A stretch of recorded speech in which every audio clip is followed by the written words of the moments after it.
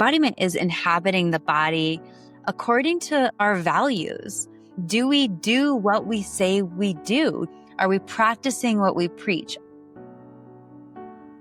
I used to think spiritual healing was about incense, rituals, and some secret wisdom that other people had and could somehow pass down to me.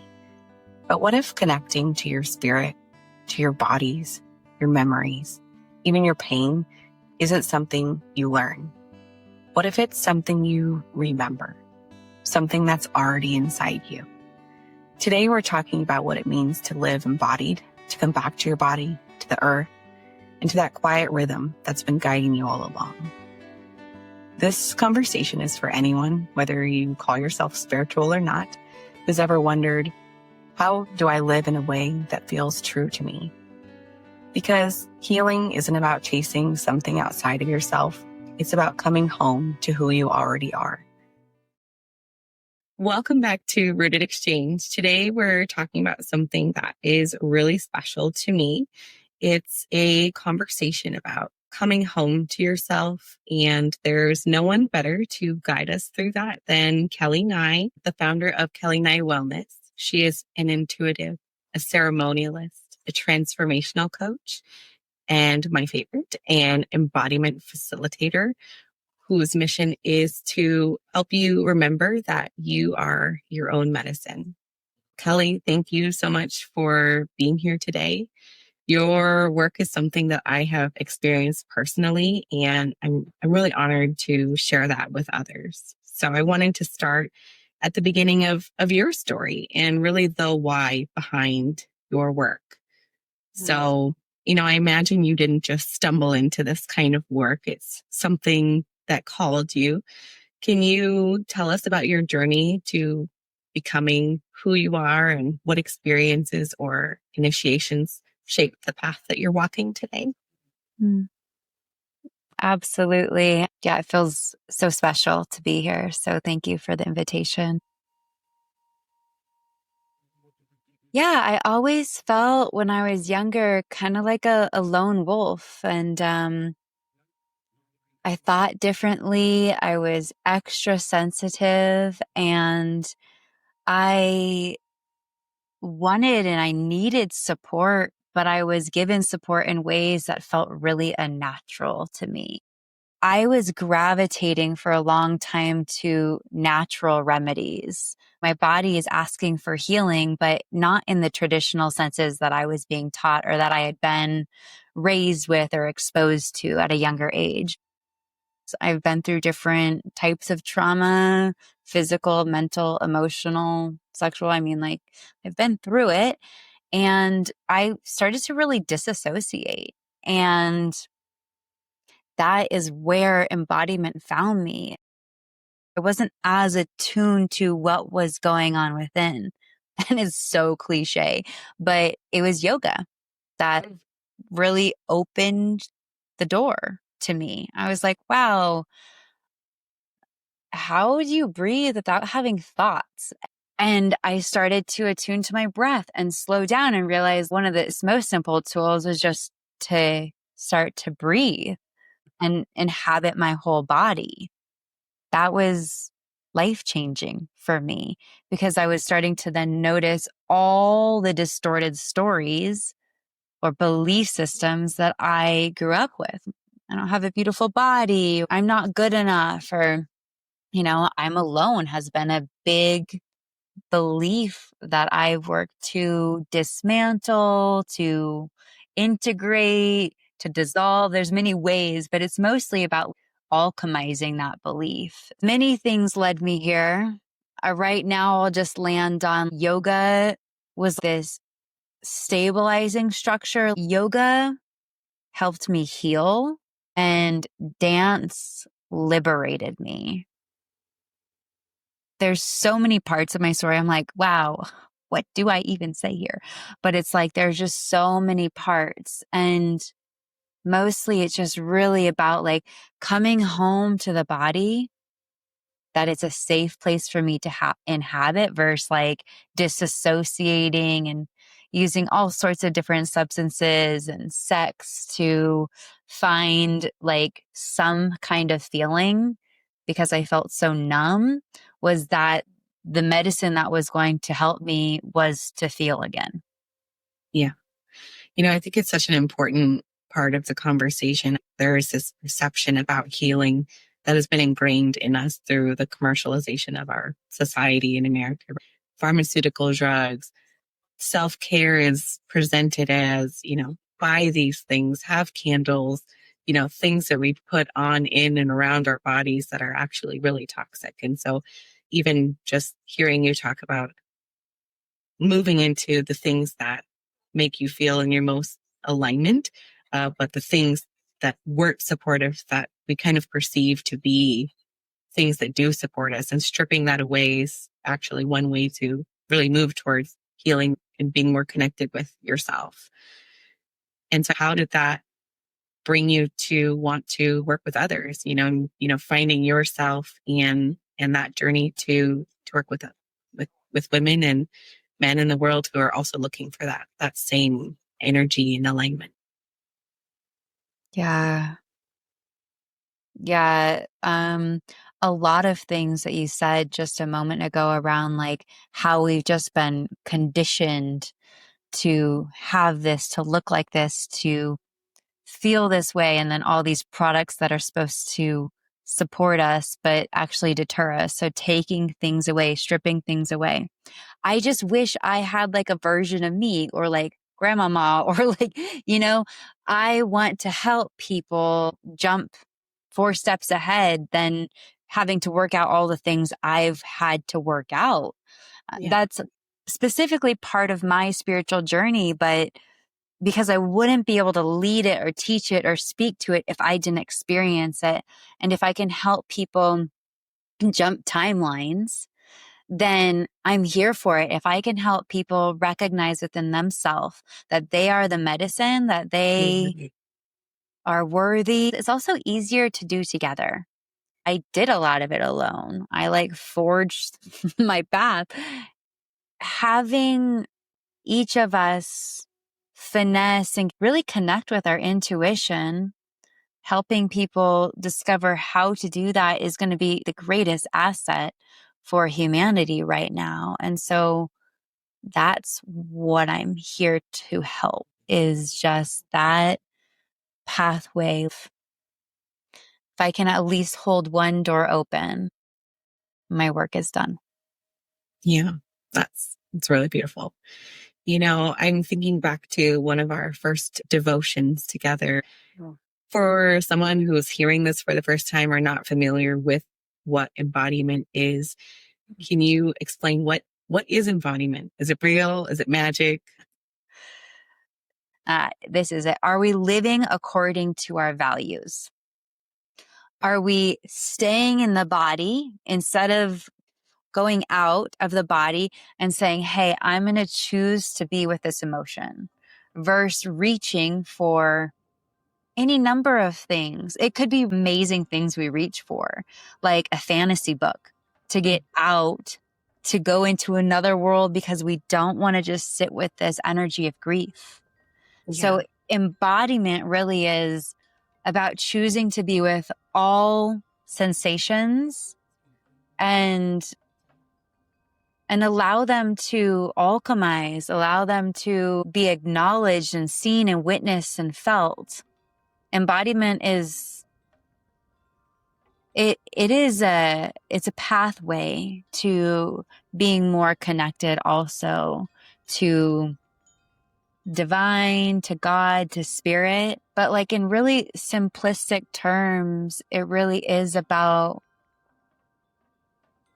giving ourselves an opportunity to say, I am safe in my body, to feel and express myself in my fullness. And I'm okay with that. Just listening to that, like I'm thinking about how society today actually encourages the opposite, right? Is like dissociate as much as possible, be distracted by phones, by people, by things, but really it's pulling us farther away from that feelings. You started to touch on a little bit, but why is embodiment so important? What are those shifts when we start to live from inside of our body emotionally and mentally, and even in our relationships? What's at stake if we don't?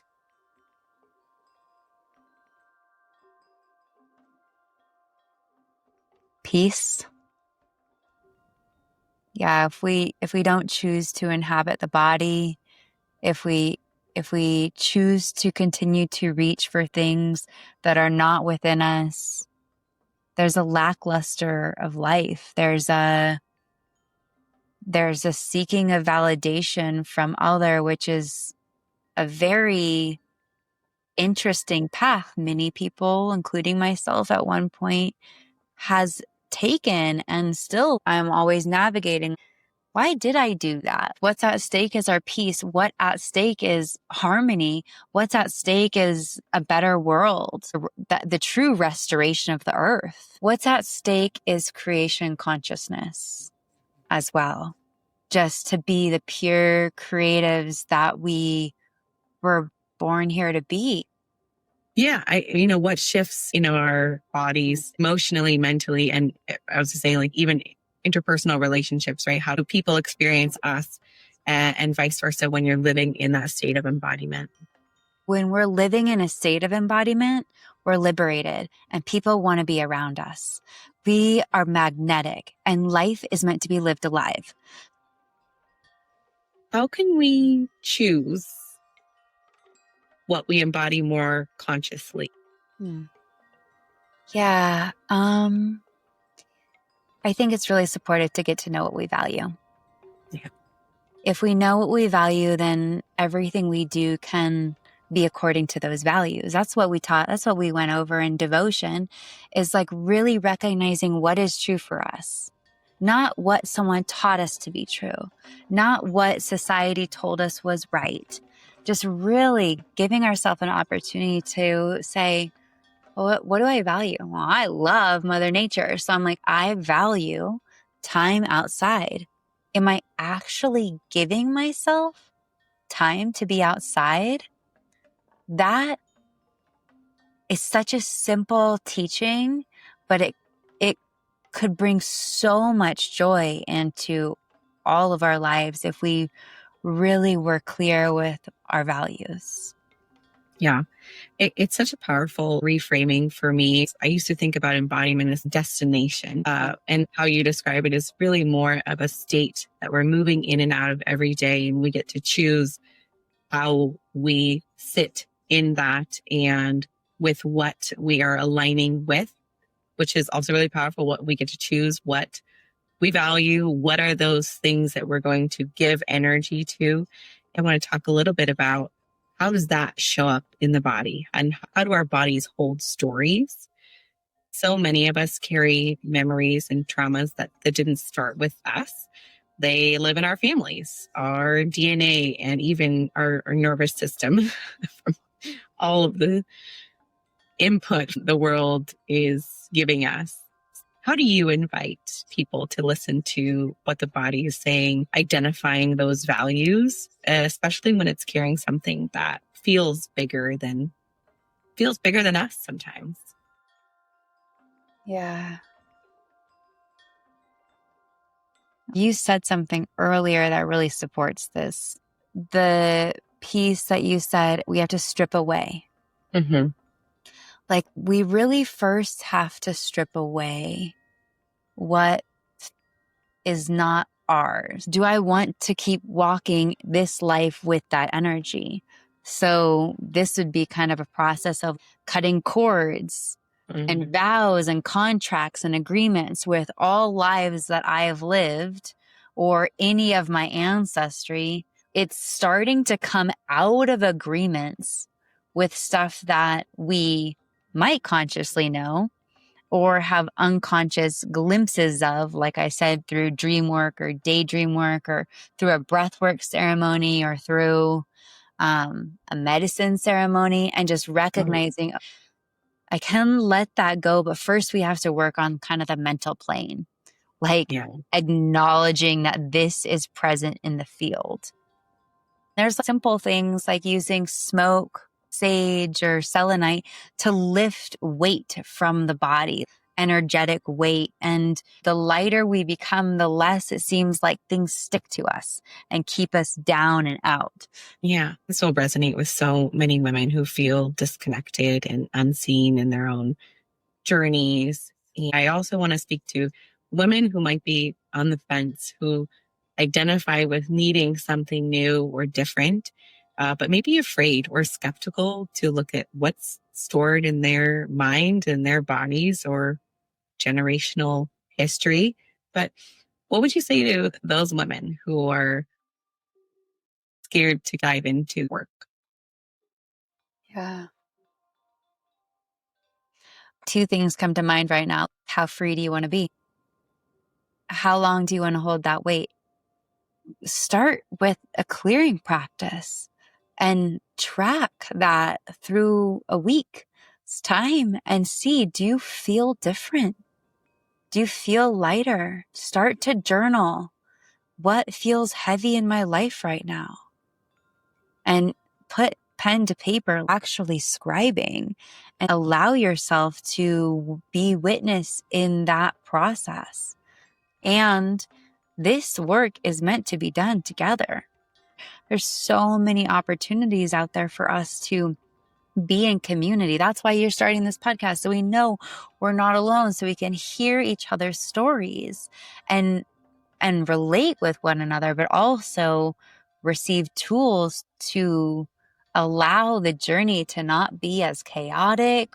Most women just, and men, like, we really need to be doing this work together. So I would say find support. Yeah. Talking about it earlier, just this collective, the teachers and mentors that you had in your life, like there's something so inspiring about seeing this. I think a lot of us go through things alone. You were talking about the journeys that you had where you were the only one on that path. You can figure out a lot of things on your own, but I also truly believe having those parallel paths where you can learn and grow and witness each other is really where that collective can come from, and not having to feel alone in that journey while the path may be different. But that village of people who support you to help open up those new paths, I think is really critical, especially now more than ever. I feel like our society has pushed us to do it all ourselves. Instead of lifting each other up and finding those commonalities, we separate ourselves a little bit more.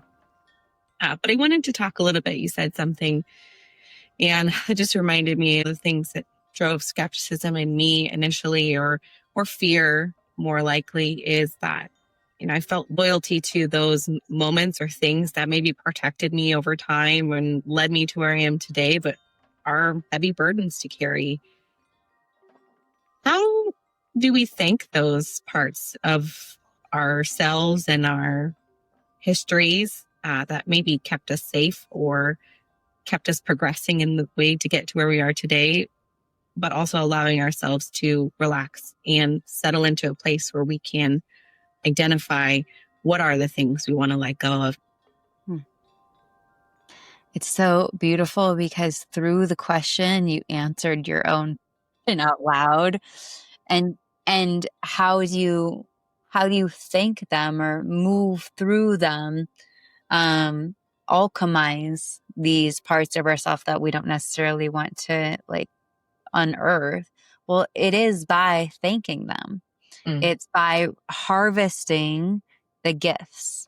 It's by recognizing how these things that have happened to us, that also taking accountability, we were a part of, although maybe even children, we were a part of it, but it also, we're recognizing it wasn't our fault, but based on this said thing that happens to us, example, like, parent yelling at child because child didn't clean up their room.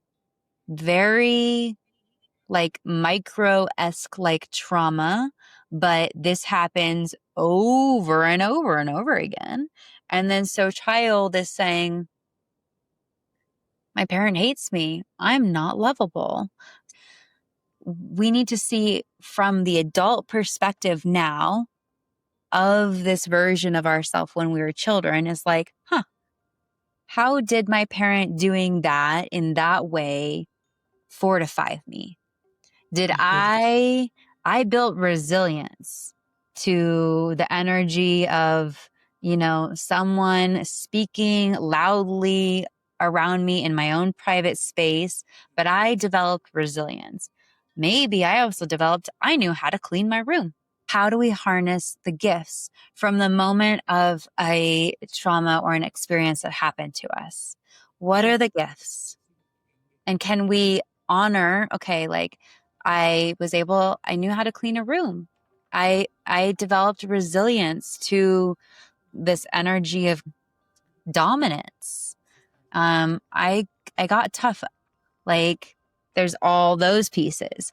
And so we just then work to do some inner child healing work somatically with breath through movement, offering this child in this example all the things that that child needed to hear maybe when cleaning the room, like recreating that experience to potentially heal it. One way to do that kind of work, but it's mostly about seeing the gifts and being super gentle in the process, using somatics to move through a lot of this breath work, yoga, dance, shaking, shake it out. That's probably one of the easiest tools all of us could do because of how much we hold in the body is just shaking, letting ourselves break down, not guilting or shaming or resenting any of ourselves for moving through this version of the process of letting go. And then Yeah. we fill with something amazing. Then we gift ourselves. Like, I would really love just like an amazing bath tonight, or I'm going to cook myself the most delicious meal, or I'm going to take an hour on my walk tomorrow instead of 10 minutes every day because we need positive reinforcement. Yeah. It's okay when I release, I then fill my cup. Yeah, and I think you touched on something important that I don't think we give enough space and breathing room to is identifying the problem or identifying the pain and speaking kindness and love into that. I think a lot of people, myself included, going through this process is kind of getting stuck in that guilt and shame spiral and not being able to release it out of your body. You can mentally think it, but it moves through your body. And if you don't allow that space to physically discharge all of that energy, it just still sits in there, right? And still holds as a block too. Like you can only get so far down the path until you run into the same things, right? It's such an important part of movement to cleanse that or move through that process. We're talking a lot about, healing. And I think we think a lot of healing is always negative and pain and discomfort and trauma that we experienced. But the other side of that coin is that going through difficult things also challenges us to invite in joy or accept joy and pleasure and happiness when it comes to us. There is some sort of stability in knowing how to manage difficult things and harder to welcome in happy things. So, why is it essential to welcome in good things and pleasure and laughter and ease, even while going through this deep healing? Hmm. Yeah, it's important because we need to give ourselves the opportunity to experience those parts of ourselves that maybe we've buried or demonized or are really unfamiliar with. And if we allow pleasure or grace or joy or play into our life, it can begin to override like the more detrimental energies that we've been embodying. It's kind of similar to, positive affirmations, but Mm. it's helpful to teach the body what expansion looks like. Because if we've been down and out and disassociated, we might close. So Yeah. even choosing to be in a shape with an open heart could be very vulnerable. But embodying the shape with the body could be very supportive to then facilitating or eliciting that compassion in the heart when maybe we felt really, really closed in the heart before. But it's incredible. If you just allow it, then there's this epiphany moment or like, aha, even just smiling Mm. actually changes your physiology and will start to produce the feel-good chemicals. And it's like that saying, smile, everyone will wonder what you're up to. It works. Is that where frequency kind of comes into play? You know, you talk a lot about vibrations and frequency and how we can help call in those higher vibrations and frequency. Frequency is vibration. There can be dense energy or there can be a light energy. Like, do you feel light or do you feel heavy? That's the easiest way to get frequency. It can be distorted. It can be you could be confused energetically, or you could be super clear. You could be contracted or you could be fully expanded. That's what frequency is. Frequency is vibration. Everything holds a vibration. And so something that's also interesting about frequency is that you can't be super negative and have a high vibration. It doesn't work. It doesn't work. No, you need to lift up your emotion so that you can live in a higher vibration. Joy, gratitude, enlightenment, connection, authenticity, right? Like, so that's what I love. Like, we get more free the more we allow ourselves to be us. Yeah. I mean, can you fake it until you make it? How does that come into play here? Kind of working through the crunchy parts of elevating your initial vibration.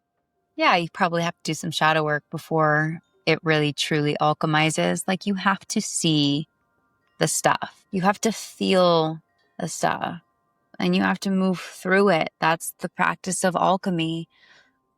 Not all the time is it going to be really heavy. It might move really quickly. You just might need 3 breaths and all of a sudden, like, you freed this like belief that you've been carrying for 20 years. You could do hypnotic work and just reorganize the belief system just a little bit. And all of a sudden there's like a new lease on life. Um, I know it's so interesting that saying, fake it till you make it. I started saying with fake it till you become it, but I do believe it's very supportive in the process. Like, fake the body. So like, show the body, my fake is show the body what it looks like to be big.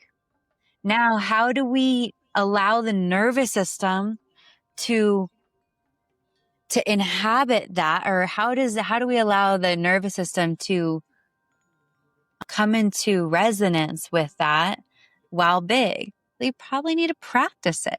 That's the fake it till you make it. Show it till you become it. Do it.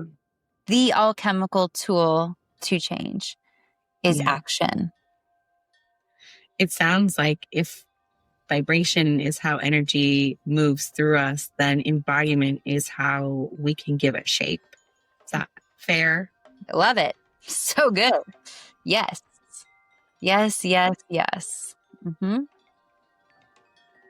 You know, thinking about women and moms and people who support women in their lives, you know, there's a lot of things, distractions, kids, relationships, work, whatever other stressors in life. How can we strip away the distractions? Most people are aware of the thing that is, they may not know what the thing is missing. They just know something is missing. And taking that first step into the realization phase. A good question that could be supportive is, if you're looking back on your life in 40 years from now, how do you feel? Do you feel liberated? Do you feel deeply connected to your family or your loved ones? Are you in relationship to your body? Projecting forward can support us see where maybe choosing to start being more embodied or walking according to our values or showing up differently in our life is helpful to see to start the process. And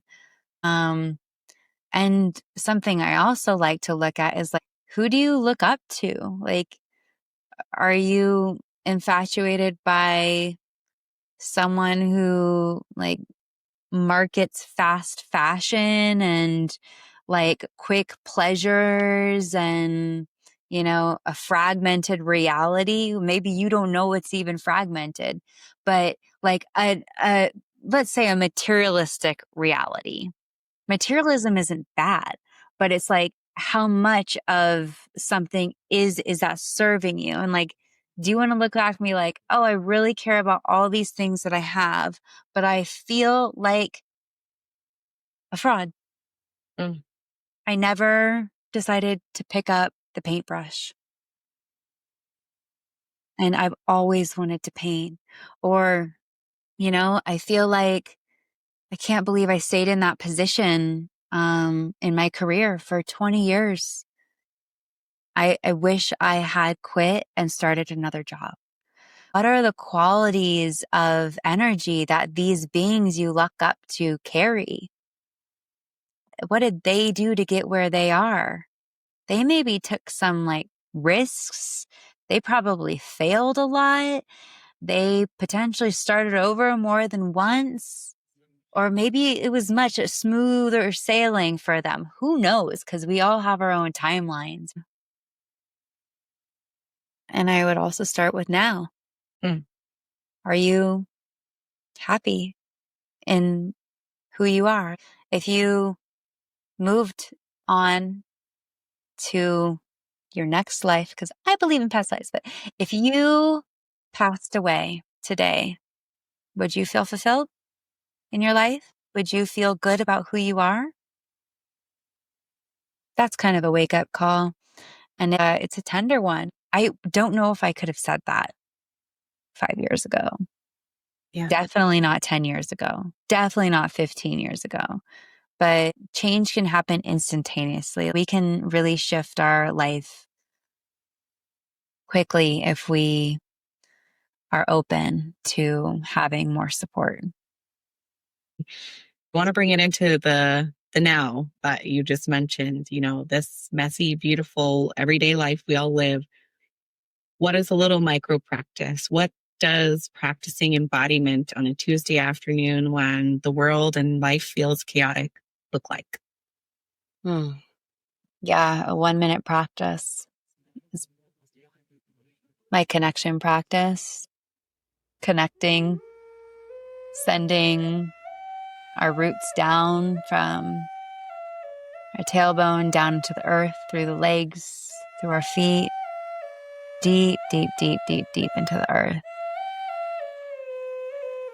And connecting with the center of the center of the center of the earth.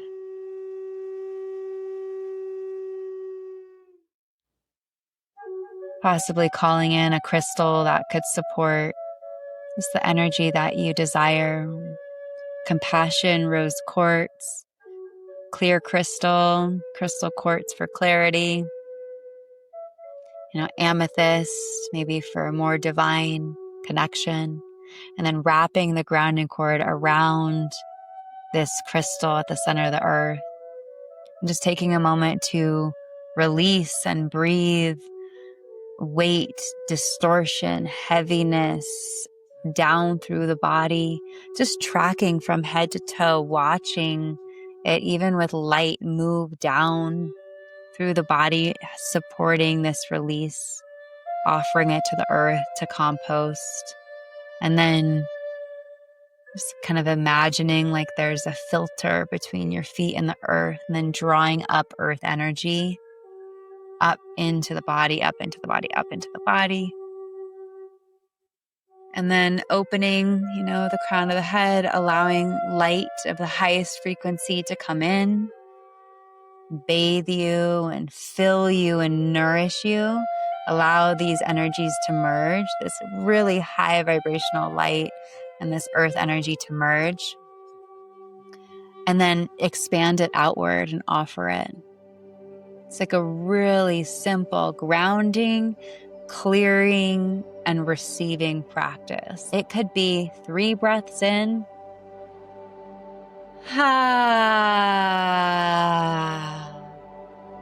3 of those. Inhaling through the nose, exhaling with sound. Using sound is one of the deepest alchemical tools we all have available for free. And getting sunlight.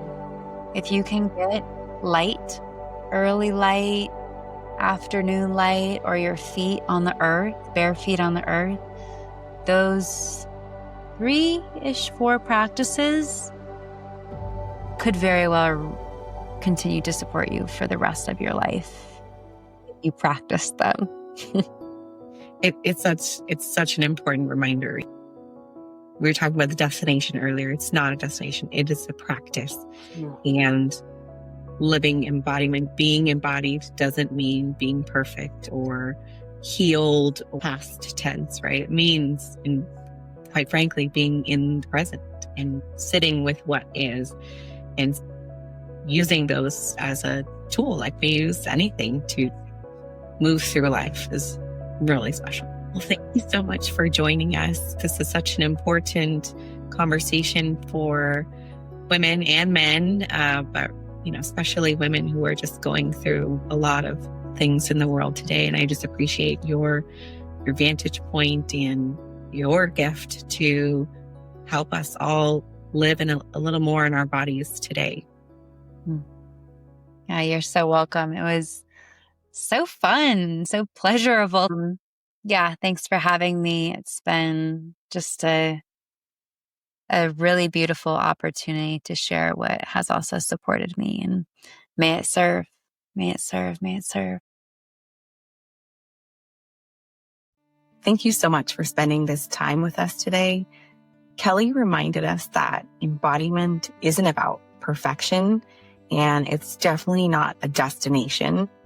It's a practice. It's those small, honest choices we make every day to come back to ourselves and live in alignment with what we truly value. If you're feeling that pull to explore this work, start small.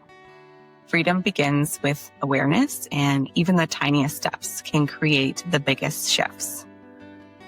So here's what I'd like to hear from you. What does embodiment mean to you? How do you bring it into your everyday life?